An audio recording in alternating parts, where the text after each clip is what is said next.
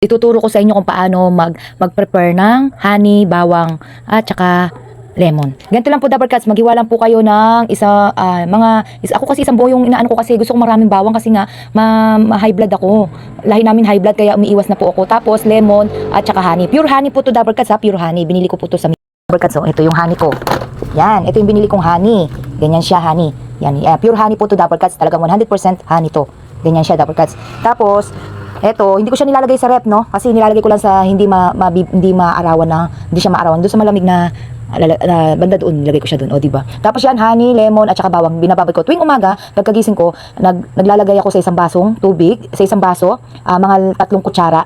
At take note, hindi po yung kutsara na metal, dapat yung plastic na kutsara, Dabber Cats, yung ano mo dito. Yun. Tapos yan, hati-hati lang po. Tapos tuwing umaga, yan ang gagawin mo. Parang yan yung pinaka-benefit ng, yung benefit nito, Dabber Cats, marami. Ako, bumaba yung portion ko, at saka talagang nakaka-healthy pa to, at sa mga nag-ano ng mga nagpapapayat. Maganda din to kasi pupupo ka talaga, Dabber Cats. Hindi mo na kailangan yung mga biofit. Ako umiinom ako ng mga biofit. Tignan nyo, Dabber Cats, no? Ayun, umiinom akong biofit. Hindi ko na siya iniinom ngayon. Sorry ka.